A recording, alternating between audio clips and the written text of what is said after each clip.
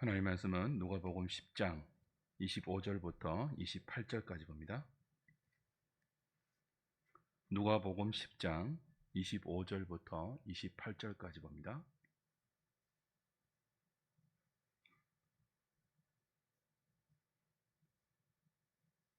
제가 한 절, 여러분이 한 절 교독합니다.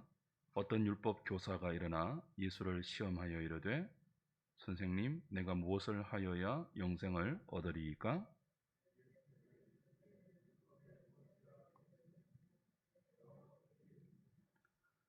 대답하여 이르되 내 마음을 다하며 목숨을 다하며 힘을 다하며 뜻을 다하여 주 너희 하나님을 사랑하고 또한 내 이웃을 내 자신같이 사랑하라 하였나이다. 예수께서 이르시되 내 대답이 옳도다.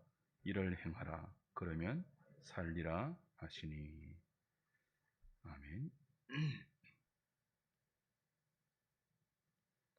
율법 교사가 예수를 시험하기 위해서 묻습니다. 무엇을 해야 영생을 얻을 수 있습니까? 이 질문 자체가 초점이 잘못되었죠. 영생은 무엇을 해야 얻는 것이 아니잖아요. 어떤 사람이 되어야 하느냐의 문제가 영생이지 무엇을 하느냐의 문제가 아니에요. 그 성경은 우리에게 예수 그리스도의 은혜를 통해서 사람을 만들어 가십니다. 그렇게 살 수밖에 없는, 그렇게 행할 수밖에 없는 사람이라는 존재를 만들어 가세요. 그러니까 영생은 to be의 문제예요. to do의 문제 이전에 to be의 문제예요. 율법 교사는 무엇을 해야 영생을 얻을 수 있습니까? 라고 물었죠. 그래서 예수님이 율법에 무엇이라 기록되어 있느냐라고 되물으십니다. 근데 율법 교사니까 얼마나 지식적으로 잘 알겠어요? 율법의 요약을 정확히 이야기합니다. 마음을 다하고 목숨을 다하고 힘을 다하고 뜻을 다해서 하나님을 사랑하고 이웃을 내 자신같이 사랑하는 것입니다. 예수님이 말씀하시죠. 네 대답이 옳은데 이를 행하라. 그러면 살 것이다. 자, 무엇을 행해야, 무엇을 하여야, 무엇을 행하여야 영생을 얻습니까? 라는 물음에 예수님이 이를 행하라. 그러면 살리라. 라고 답변하시는데 여기에는 의도가 들어있죠. 이를 행하지 못하는 율법 교사의 본질을 꿰뚫어 보시는 것입니다. 그래서 이를 행하지 못하는 인간의 죄 아래에 있는 상태, 그 상태를 이를 행할 수 있는 상태로 to be 만들어가는 것이 영생입니다. 십계명은 요약하면 오늘 이 율법 교사가 지식적으로 알고 있는 하나님을 사랑하고 이웃을 사랑하는 그 요약이 맞죠. 그렇게 살 수 있도록, 그렇게 살 수밖에 없도록 하나님께서 우리를 그렇게 만들어 가시는 과정이 구원입니다. 그 무엇을 하여야 라고 묻기 이전에 내가 어떤 사람이 되어야 합니까? 라고 묻는 게 사실은 순서이죠. 그런 의미에서 우리가 지금 보고 있는 십계명은 이렇게 살 수 있는 사람이 누구이냐? 바로 대의문답 1부에서 가르쳐 주신 하나님을 이렇게 믿는 사람들이죠.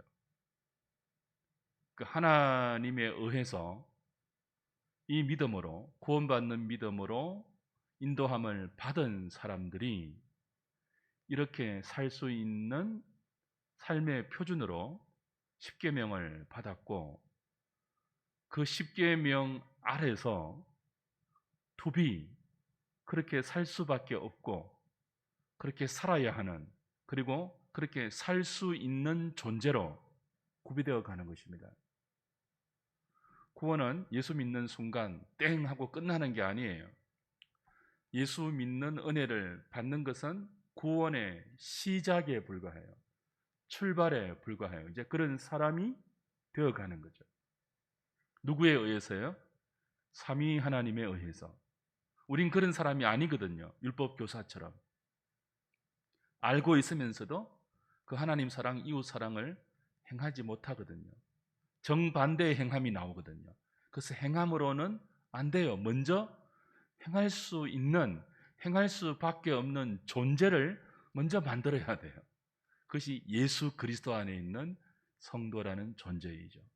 그런 존재가 되었고 또 그런 존재로 완전하게 완성시켜 나가시기 때문에 우리에게만 이런 요구가 떨어져요. 십계명이라는 사람다운 삶의 요약이 담겨 있는 하나님의 요구, 하나님의 계명이 떨어지는 거죠.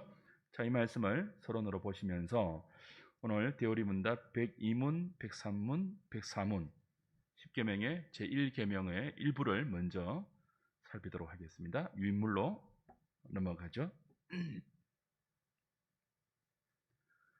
대오리 문답은 십계명에 들어가기 전에 먼저 서문을 다루었지 않습니까? 십계명을 주시는 하나님이 어떤 분이고 이 십계명을 받는 주의 백성들이 어떤 존재인지를 밝히고 나서 이제 본격적으로 각 계명의 취지와 뜻을 설명하기 시작합니다. 각 계명의 취지와 뜻을 설명하기 전에 먼저 1계명부터 4계명까지 하나님에 대한 우리의 의무 아닙니까? 그죠? 1계명부터 4계명의 요약을 102문에서 언급하고 그리고 103문부터 105문까지는 1계명의 취지, 1계명의 뜻, 1계명이 담고 있는 긍정적인 요구와 부정적인 요구, 금지 명령과 적극적인 명령을 구분해서 가르치죠. 오늘은 이 1계명이 우리에게 요구하는 긍정적인 명령의 뜻이 무엇인지만 확인하도록 하겠습니다. 102문을 제가 읽겠습니다. 여러분이 답해 주십시오. 제102문 하나님께 대한 우리의 의무를 담고 있는 네 계명의 요약은 무엇입니까? 하나님께 대한 우리의 의무를 담고 있는 네 계명의 요약은 마음을 다하고 목숨을 다하고 힘을 다하고 뜻을 다하여 주 우리 하나님을 사랑하라는 것입니다. 이건 다른 설명이 필요 없을 정도로 너무나 명확한 성경의 말씀들이죠. 하나님께 대한 우리의 의무의 요약은 하나님을 사랑하는 것인데 마음을 다하고 목숨을 다하고 힘을 다하고 뜻을 다하여 사랑하는 것입니다. 도덕법의 요약이 10계명 아닙니까? 그죠? 그 10계명을 요약하면 하나님 사랑, 이웃 사랑인데요. 1계명부터 4계명까지는 하나님 사랑에 대한 내용이죠. 하나님께 대한 우리의 의무이고요. 5계명부터 10계명까지는 이웃 사랑에 대한 계명인데 다른 말로 하면 이웃에 대한 우리의 의무라고 말할 수 있습니다. 이 두 의무는 하나로 연결되어 있죠. 따로따로 구별될 수 있는 것이 아니라 하나님 사랑이 곧 이웃 사랑으로 이어지며 이웃 사랑은 하나님 사랑에 근거해야 하는 서로 긴밀하게 연결된 하나임을 우리는 이미 확인한 바 있습니다. 그 중에서도 1계명부터 4계명까지 주어진 하나님 사랑에 관한 계명을 요약하면 무엇입니까? 마음을 다하고 목숨을 다하고 힘을 다하고 뜻을 다하여 하나님을 사랑하는 것이고요. 5계명부터 10계명까지 이웃에 대한 우리의 의무를 요약하면 내 몸처럼 이웃을 사랑하는 것입니다. 하나님에 관한 우리의 의무를 요약한 마음과 목숨과 힘과 뜻을 다하여 하나님을 사랑하라는 이 요구는 우리의 감정적인 상태, 우리의 감정적인 태도만을 뜻하지 않죠. 우리 삶의 모든 일과 행동과 국면과 관계에서 하나님을 향한 사랑이 그의 뜻에 순종하는 그죠? 모습으로 나타나는 구체적인 실제, 그걸 이야기하는 것입니다. 단지 마음으로만 하나님을 뜨겁게 사랑하는 그런 상태가 아니고, 그 마음의 상태가 우리 삶의 모든 영역과 구체적인 일상 가운데 그 실제로 드러나야 하는 것을 이야기합니다. 어디에 있든지 무엇을 하든지 하나님 없이는 아무것도 할 수 없다는 생각으로 살아가는 삶의 태도가 그 사람의 정신과 그 사람의 모든 것들을 주장하고 지배하는 것이죠.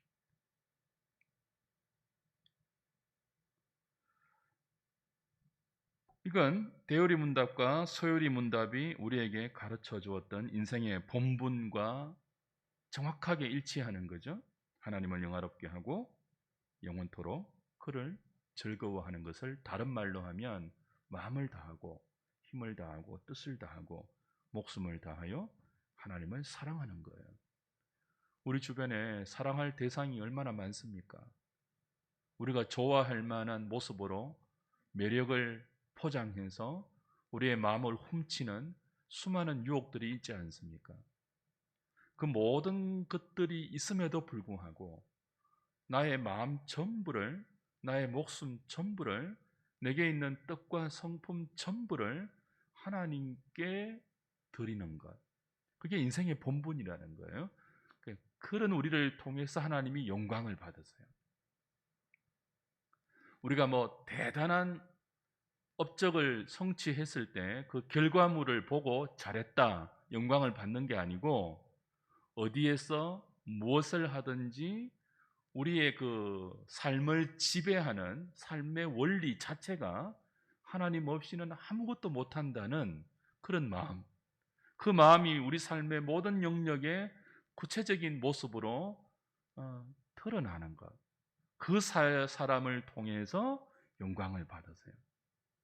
사랑할 만한 것들이 많이 있는데 그 모든 것들을 다 제쳐놓고 하나님을 가장 사랑하는 그 사람이 하나님께 영광을 돌리는 거예요. 그게 십계명에 하나님을 향한 우리의 의무가 담고 있는 기본적인 요구이죠. 103문 보겠습니다. 이제 제1계명을 구체적으로 좀 보죠. 제103문 제1계명은 무엇입니까? 제1계명은 너는 나 외에는 다른 신들을 내게 두지 말라입니다. 자, 하나님 사랑에서 하나님께 대한 우리가 져야 하는 의무, 또 하나님께서 우리에게 사랑으로 요구하는 의무는 나 외에는 다른 신들을 내게 두지 말라입니다.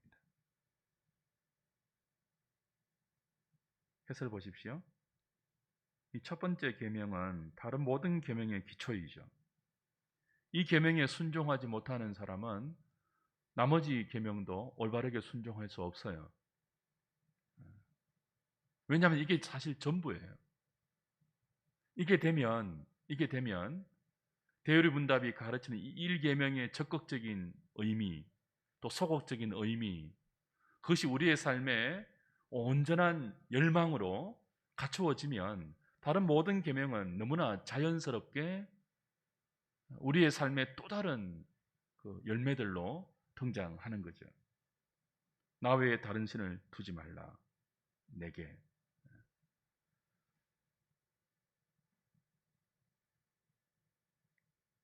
일단은 부정적으로 되어 있죠.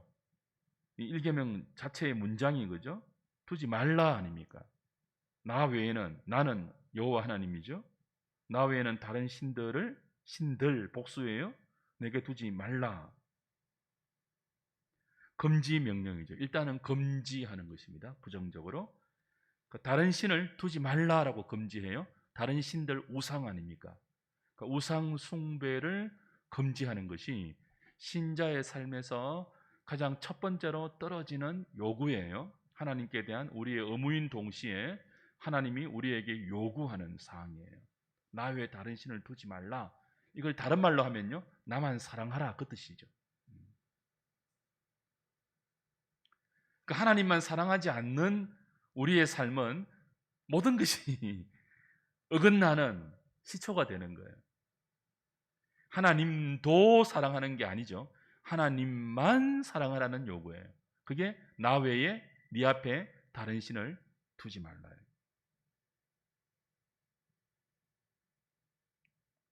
우상 숭배를 금지하는 명령인데요. 이 십계명이 주어지는 시대적인 배경을 살피면 더 확실하게 이 계명의 취지를 또 의미를 알 수 있죠. 십계명이 주어지는 장소는 시내산이잖아요. 그 시내산에 하나님이 빽빽한 구름으로 영광 가운데 강림하시고 친히 육성으로 이 계명을 일러주시고 또 돌비에 새겨주시잖아요. 근데 이 시내산에 모여있는 이스라엘 백성들이 방금 어디에서 나온 사람들이에요? 애굽에서 나온 사람들이에요. 애굽에서 적어도 몇 년 살았죠?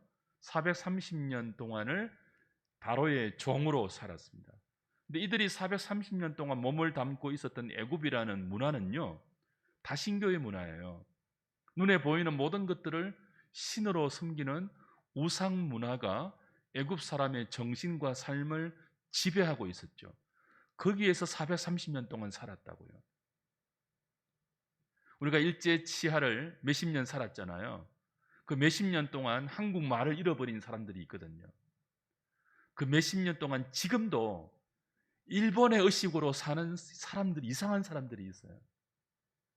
대한민국 땅에 사는데 일본을 찬양하고 그때가 좋았다고. 그러니까 식민 지배가 얼마나 무서운지 몰라요. 몇십 년 동안만 지배를 받아도 정신이 그렇게 세뇌가 되는데요. 430년 동안 애굽에서 바로의 종으로 살았으니까 얼마나 애굽의 정신, 애굽의 가치관, 애굽의 문화, 애굽의 교육에 그들의 정신과 마음과 몸이 물들어 있었겠습니까? 그 애굽의 문화가 어떤 문화라고요? 다신교예요. 우상 숭배하는 모든 것들을 신으로 섬기는. 그 하나님께서 이들을 애굽에서 끄집어낼 때 그냥 짠하고 끄집어내지 않고 무엇을 통과해서 끄집어내시죠? 10가지 재앙을 거치고 나서 끄집어내시잖아요. 이 10가지 재앙이 뭐였습니까? 애굽이 신으로 섬기고 있는 대상들을 다 심판하는 의미거든요. 애굽이 신으로 섬기고 있는 모든 그것들이 아무것도 아님을 만천하에 드러내고 그와 비교해서 지금 이 출애굽을 단행하고 있는 이스라엘의 하나님, 여호와 하나님만이 유일한 하나님임을 증거하고, 그리고 그들을 데리고 나와 시내산에 불러놓고 언약의 계명을 주시는데 첫 번째 계명이 뭐라고요? 너는 나 외에는 다른 신들을 내게 두지 말라예요. 얼마나 많은 신 속에 살았습니까? 애굽에서 이들이 태양신 대표적으로, 그죠? 뭐 강신, 파리도 신으로 섬기고요, 이도 신으로 섬기고요, 뭐 번개, 뭐 하여튼 눈에 보이는 모든 것들을 신으로 섬겼거든요.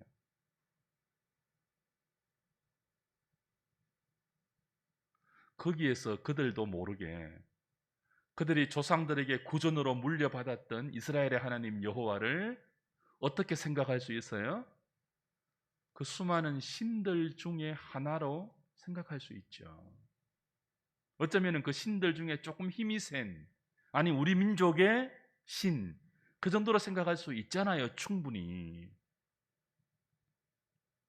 그래서 그들에게 가장 먼저 말하죠. 너는 나 외에는 다른 신들을 내게 두지 말라. 다른 신은 없다. 이미 10가지 재앙을 통해서 그 다른 신들은 모두 가짜 신임을 내가 너희들에게 보이지 않았느냐. 상천하지의 신이라고 이름할 수 있는 존재는 너희들의 하나님, 나 여호와밖에 없다. 그 나를 애굽이 섬겼던 그런 신들, 그 딴 신들과 같은 종류로 취급하면 내가 정말 자존심 상한다. 그러지 말라라는 요구예요. 신은 나밖에 없다. 나만 사랑하라. 너희들이 신이란 존재 앞에 드려야 할 경배와 헌신의 대상은 나밖에 없다. 우리 창세기 1장에 태초에 하나님이 천지를 창조했다고 시작하죠. 성경의 시작이. 그 창세기, 출애굽기, 레위기, 신명기 이 모세 오경이 누구를 대상으로 해서 하나님이 주신 성경이에요? 출애굽한 이스라엘 백성들에게 모세를 통해서 주신 성경이거든요. 그러니까 가장 먼저 하나님이 하시는 일이 뭐예요?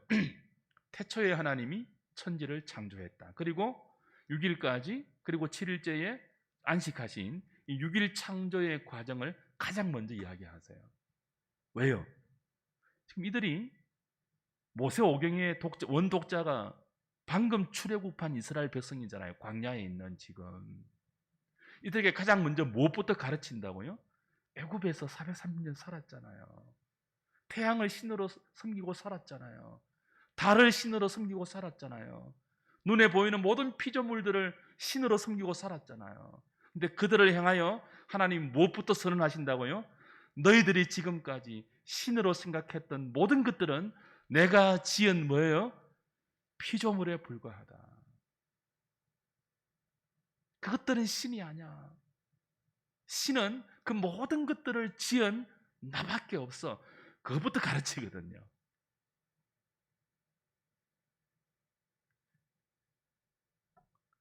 일계명은 굉장히 중요해요. 왜냐하면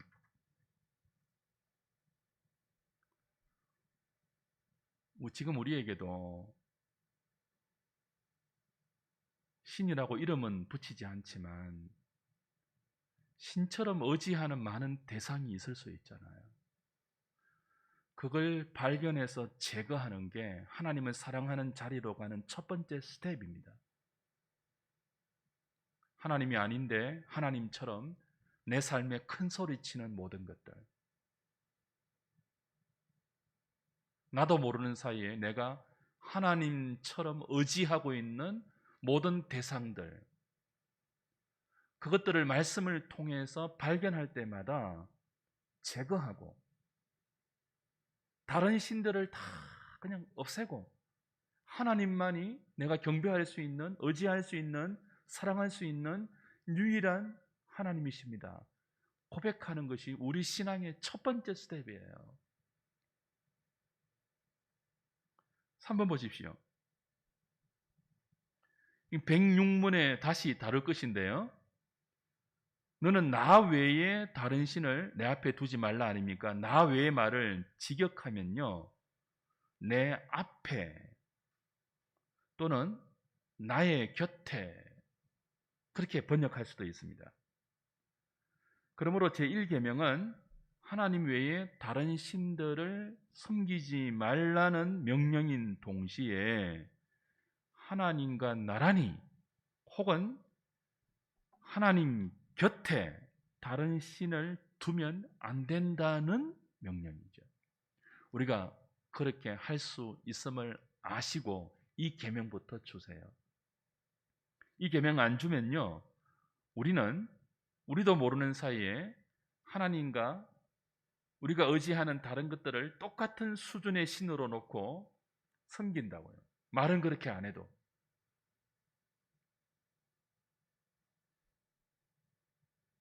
하나님도 믿고, 돈도 믿고, 하나님도 믿고, 권력도 믿고, 하나님도 믿고, 사람 관계의 힘도 믿고, 그 하나님 곁에 다른 것을 신으로 섬기고 있는 거죠. 그거 하지 말라는 거예요. 그거 굉장히 싫어하신다는 거예요. 자꾸 이런 비유를 들어서 죄송한데, 결혼이 가장 명확한 비유죠. 우리 결혼했잖아요. 남편과 아내가 있잖아요. 근데 이 여자도 아내로 삼고, 말은 안 하는데 저쪽에 다른 여자도 아내로 감추어 놓고 살고, 이게 가능해요, 이게? 이게 불가능한데 이런 계명이 없으면요, 그렇게 하는 게 우리 인간이에요. 하나님도 믿고 다른 것도 의지하고. 우리 안 그래요? 하나님이 없으면 살 수 있을 것 같은데 이거 없으면 살 수 없을 것 같은 그게 신이에요, 여러분에게. 하나님이 없어도 세상이 끝날 것 같지 않죠, 지금. 그죠? 안 보이니까. 근데 그거 없으면 내 삶이 끝났다고 생각되는 그게 우상이에요. 그거 하지 말라는 거예요. 그 자꾸 돌아보라는 거예요.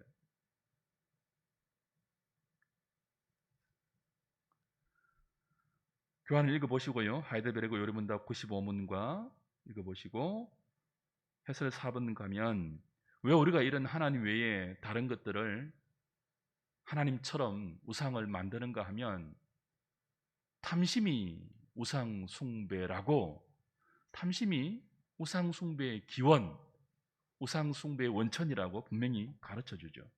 그 외적으로 어떤 형체를 만들지 않더라도, 외적으로 누구 앞에 가서 절하거나 예배하지 않더라도 우리의 마음에 뭐예요?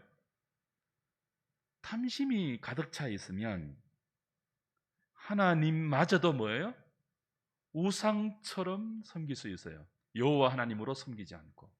우상이란 욕심이 만들어내는 가짜 신이거든요. 하나님은 우리 욕심을 이루어주는 신이 아니잖아요. 당신의 뜻을 위해서 우리를 생명과 진리로 이끌어 가시는 신이지 우리의 허황된 욕심을 이루어주는 신이 아니거든요. 근데 우리의 탐심은요, 우리의 허황된 욕심을 이루어줄 수 있는 가짜 신을 스스로 만들어서 그 신에게 스스로 경배하며 종교적인 어떤 경지에 들어가죠. 자기도 속이고 다른 사람도 속이고 하나님도 속이는 짓인데, 우상 숭배가 탐심이 가득하면 하나님도 가짜 신처럼 우상처럼 자기 욕망을 위해서 섬길 수 있다는 거예요. 그런 모습이 얼마나 많습니까? 조금 있으면 수능일 다가오죠. 수능일이 되면요, 절에도 기도해야 하고요. 한국 교회 수많은 교회가 수능 기도해야 합니다. 저는 그걸 보면서 정말 우상 숭배에 깊이 빠져 있구나, 한국 교회가. 수능 기도회가 뭐예요? 우리 자식 점수 잘 나오게 해달라고 기도하는 거잖아요. 절에 가보세요. 수능 때 되면요, 프랜카드 다 붙어 있습니다. 수능을 위한 며칠 기도회. 교회에도요, 수능 기도회, 어머니 기도회. 뭐가 달라요? 누가 잘 들어주느냐, 이 게임 아니에요? 점수는 공부한 만큼 나와요. 그날 기도한다고 공부하지 않는 점수가 뚝 떨어집니까?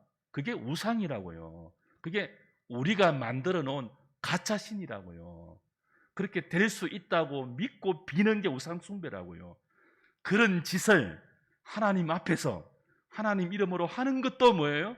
하나님을 우상처럼 섬기는 거예요. 근데 그런 게 얼마나 많습니까?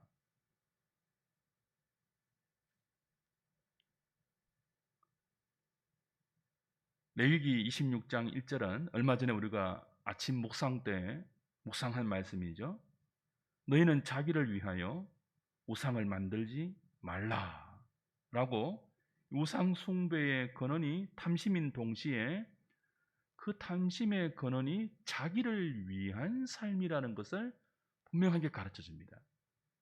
그러니까 우리의 삶이 자기를 향할 때 탐심이 발동하고요, 그 자기를 향한 탐심이 제거되지 않으면 우상을 스스로 만들어낸다는 거죠. 하나님마저도 우상처럼 왜곡시킨다는 거죠. 이 세상을 보십시오. 자기를 위해 살라는 메시지가 가득하지 않습니까?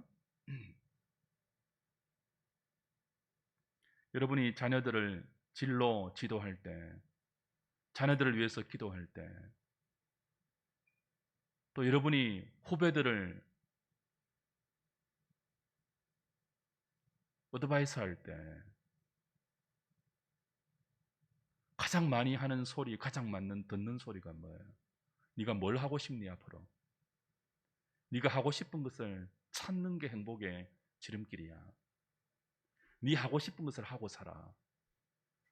지금 이 세상에 가장 가득한 소리가 그 메시지예요.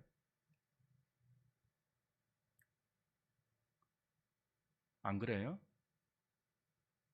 그래서 그런 메시지에 기독교인들조차도 전혀 문제점을 못 느껴요. 심지어 교회 강단에서조차도 그런 내용을 설교로 교인들에게 전해요. 근데 우상은 왜 만든다고요? 자기를 위해서 만들거든요. 자, 대유리 문답이 첫 번째부터 가르치는 게 뭐예요? 인생의 본분이 뭐뇨? 하나님을 영화롭게 하는 거잖아요. 자기를 영화롭게 하는 것이 아니라 하나님을 영화롭게 하고 그분을 영원토록 즐거워하는 것이잖아요. 그러니까 하나님을 위한 삶이냐, 자기를 위한 삶이냐, 거기서부터 하나님을 우상처럼 섬길 것인가, 바른 하나님으로 섬길 것인지가 결정되죠.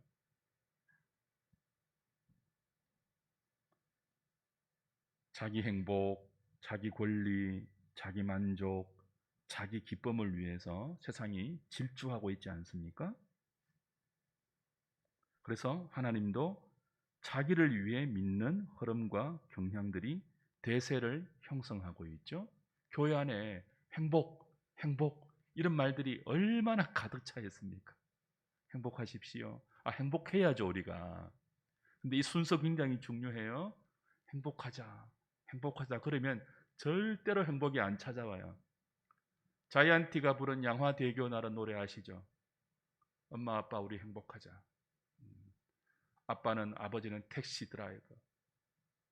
아프지 말고 행복하자, 행복하자. 얼마나 행복하고 싶으면 이렇게 노래할까요? 근데 행복은 그렇게 찾아오는 게 아니에요. 이 세상의 비극이 뭐냐 하면 그렇게 우리 행복하자, 우리 행복하자.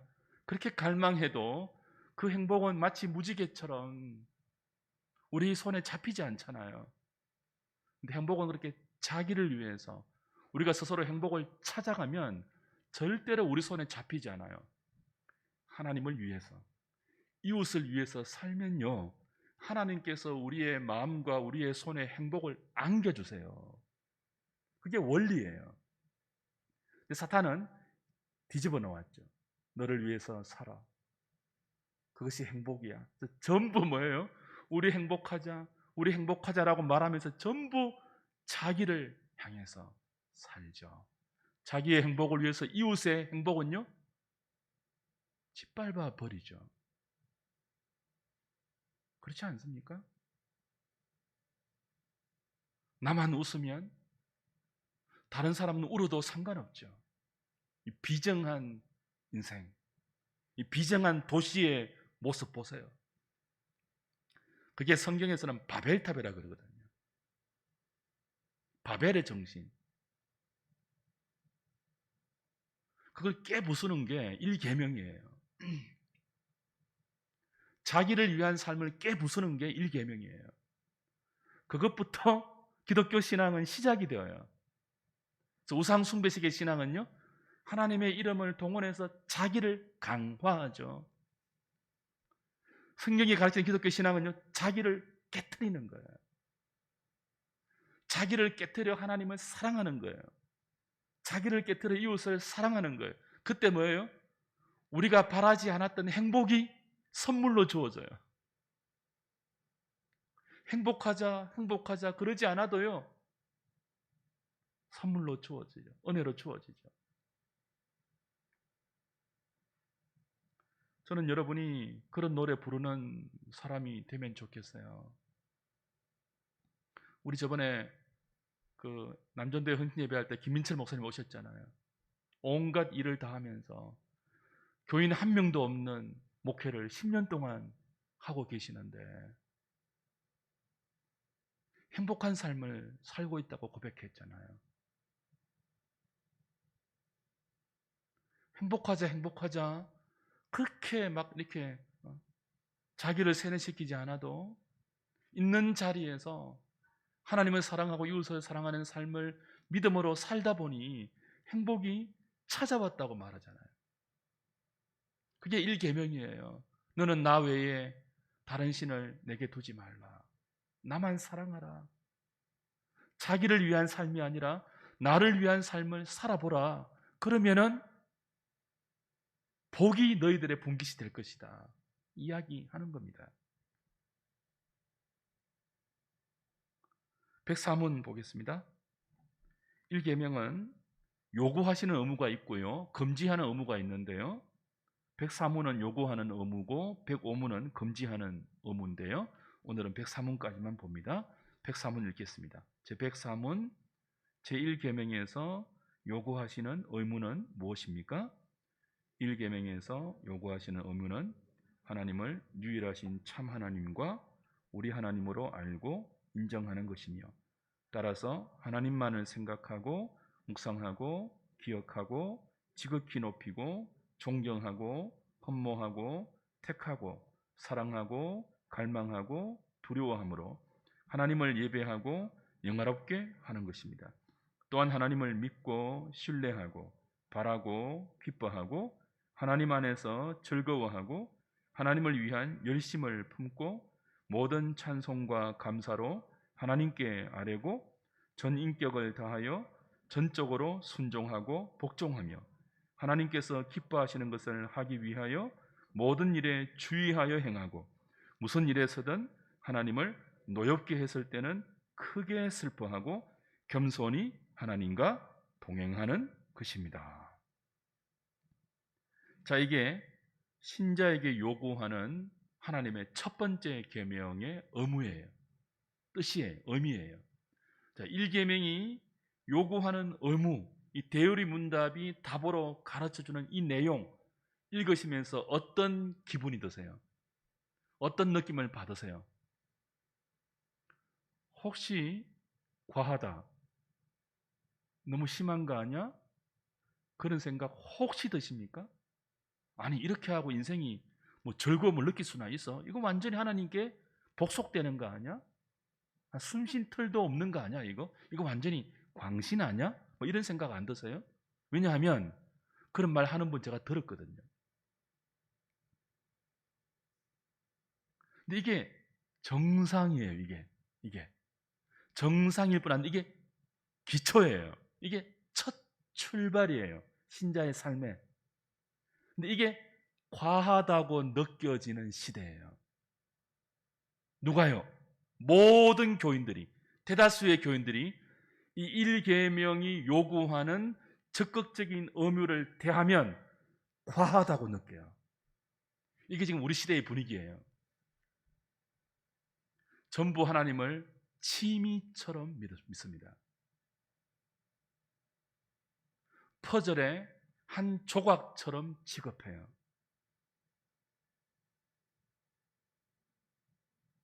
이단들만 이렇게 믿는 줄 알아요. 이단들만. 근데 우리는요, 가장 합리적이고 가장 상식적이고 가장 예의 있고 가장 정상적으로 이 요구를 받아야 돼요. 이게 되어야, 이게 바로 되면요, 광신도가 되는 게 아니라 이게 되어야 이웃을 사랑하는, 자기만 위해 살지 않는 인간다운 인생을 살 수 있습니다. 이렇게 하나님께 올인이 되어야. 왜냐하면 우리가 올인해야 하는 하나님이 생명의 원천이잖아요. 모든 좋은 것이 위로부터 오잖아요. 모든 선한 것이 하나님께라만 오잖아요. 그러니 그분께 올인하는 것이 정상이죠. 근데 이걸 과하다고 느끼게끔 세상이 우리를 속이죠. 과한 게 아니에요. 정상이에요, 이게. 다시 한번 천천히 읽어보세요. 하나님을 유일하신 참 하나님과 우리 하나님으로 알고 인정하며 하나님만을 생각하고 하나님만을 묵상하고 하나님만을 기억하고 하나님만을 지극히 높이고 하나님만을 존경하고 하나님만을 흠모하고 하나님만 택하고 하나님만 사랑하고 하나님만 갈망하고 하나님만을 두려워함으로 하나님을 예배하고 영원합게 하는 것. 과한 게 아니에요. 이게 정상이에요. 여러분, 우리가 지금 정상의 신자로서 살고 있습니까? 이게 정상인데, 이게 얼마나 지금 멀리 가고 있습니까, 우리가? 제가 교인들의 삶을 가만히 보면 너무 하나님을 정말 가볍게 여기는 것 같아요. 돈 10만 원보다 못하게 여기는 것 같아요. 하나님만 사랑하라, 이게 부담으로 다가오는 슬픈 시대를 살고 있습니다. 우리 좀 그러지 않았으면 좋겠어요. 이렇게 사는 모습을 서로 도전으로 보여주고, 이렇게 살자고 서로 격려하고 설득하고, 이렇게 살자고 서로 권면하며, 그죠? 교회 오면요, 이런 도전을 받아야 돼요. 제가 오늘 설교할 때, 주일 오전 설교할 때 다 말씀 못 드렸는데요, 은혜가 왕노릇하는 모습을 교회가 보여야 되거든요. 은혜 속에 살아가는 사람들이 한 주간 동안 일상에서 그 은혜의 왕노릇하는 삶을 살다가 여기 와서 성도의 교제를 이룰 때요, 그 입에서 나오는 소리들이 하나님의 은혜를 간증하는 소리들이 되어야 돼요. 지금 우리는요, 전부 은혜와 상관없는 것들이죠. 이 일계명과 상관없는 하나님만을 사랑하며 사는 그 은혜가 우리를 그렇게 이끌어가는, 그 은혜가 왕노릇하면서 한 주간 동안 하나님이 내게 행하신 그 일들에 서로 나누는, 그게 아니고요, 무슨 또 모이면 부동산, 주식, 또 자식 이야기, 대학 이야기, 무슨 몸무게 이야기, 무슨 온갖 그런 것들, 그 은혜가 왕노릇하는 교제가 아니라요, 이게 그 여과 없는 사망이 왕노릇했던 삶의 조각들을 들고 나와서 그러고 있지 않습니까? 일계명이 우리에게 영향을 못 미쳐서 그래요. 일계명을 제대로 배워본 적이 없어서 그래요. 여러분 한번 돌아보세요. 일계명을 제대로 배운 적 있습니까? 저도 출애굽기 하고 할 때 10계명 할 때 다 제대로 이렇게 강의를 했지만, 그죠? 따로 우리 요리문답을 하면서 계명들의 의미를 따로 자세하게 배운 적이 없잖아요, 거의. 그러니까 이게 과하게 여겨지는 거죠, 이런 요구가. 해설 2번 가보십시오.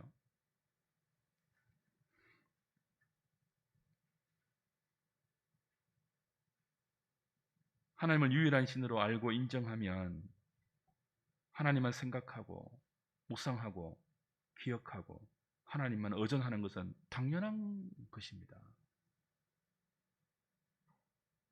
근데 우리 주변에는요, 하나님이 아니면서 하나님 노릇하는 많은 가짜 하나님이 있죠. 돈, 권력, 힘, 명예. 세상은 이런 것을 하나님처럼 생각하게끔, 하나님처럼 의지하게끔, 하나님처럼 섬기고 경배하라고 부추기고 있습니다. 그래서 많은 사람들이 마음에 하나님을 가득 채우는 것이 아니라 다른 것으로 가득 채워요. 그리고 그것을 위해서 하나님께 기도해요. 그것을 위해서 하나님을 불러요.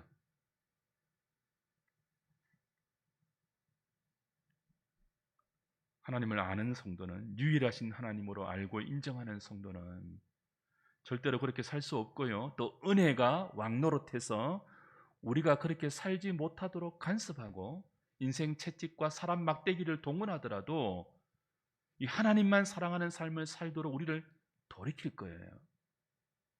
그게 복이죠. 3번요. 하나님이 누구와도 비교할 수 없는 가장 높은 분이고 아무도 하나님 같은 분이 없음을 우리가 인정한다면 지극히 그분을 높이고 존경하고 찬양하는 것이 마땅하죠. 그렇죠? 제가 거기 적어 놓았죠. 우리 주변에, 제 주변에 보면요. 와, 요즘은 이런 말을 부끄러운 줄도 모르고 하는 분들이 너무 많아요. 연예인을 좋아한다는 고백. 신자인데 그 연예인을 도시락 사들고 따라다닌다는 고백. 그 연예인에게 무엇을 보낸다는 고백. 예전에는요, 우리 연예인 좋아한다는 소리 못했어요. 부끄러워서. 좋아해도 그걸 남들한테 표시를 못했다고요. 부끄러워서. 근데 요즘은요, 너무나 떳떳하고 또 그렇게 좋아하는 사람이 너무 많으니까 동질감을 느끼면서 그걸 간증하죠. 나 이번 콘서트 가서 내가 좋아하는 팬을 위해서 도시락 보냈다 뭐 이러면서 막 선물 바구니 보냈다. 그 마음을 하나님을 예배하는데 쏟아본 적이 있는지 정말 궁금해요. 저는 그 마음을 전도사님들 책 사보라고 좀 도서비로 한번 주는지 정말 궁금해요. 연예인들 도시락 사줄 돈 있으면 전도사님들 책 사보라고 줘야 되는 거 아니에요? 이게 부끄러운 줄 모르는 시대가 되었다니까요. 트로트 가수들 좋아하는 거. 좋아하는 것은 제가 인정해 드릴게요. 팬심을 갖고 쫓아다니지 마세요. 그 짓을 왜 해요?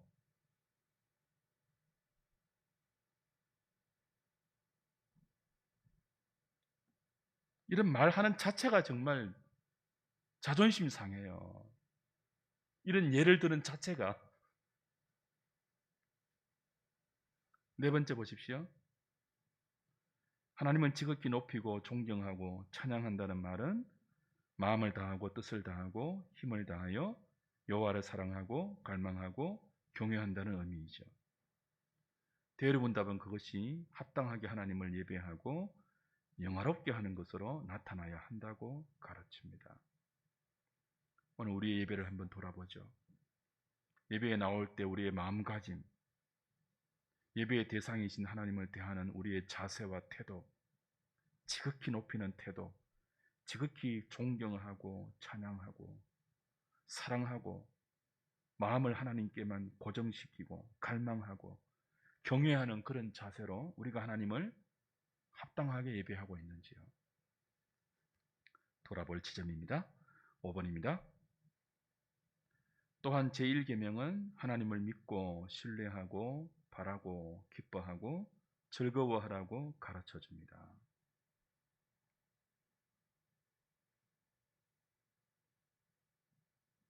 어떤 상황에도 하나님을 믿고 신뢰하고 바라고 기뻐하고 즐거워하라는 이 1계명에 비추어 볼 때 그러지 못할 때가 많음을 고백할 수 있죠. 하나님을 믿고 신뢰하며 바라고 기뻐하고 즐거워하면요, 걱정 안 해야 되잖아요. 어려운 상황이 닥쳐도 하나님을 믿고 신뢰하고 의지한다면 잠시 걱정이 들어와도 모든 기도와 간구로 우리 염려를 하나님께 맡기고, 그죠? 우리 생각과 마음을 평강으로 지켜주시는 하나님의 은혜를 체험해야 되잖아요.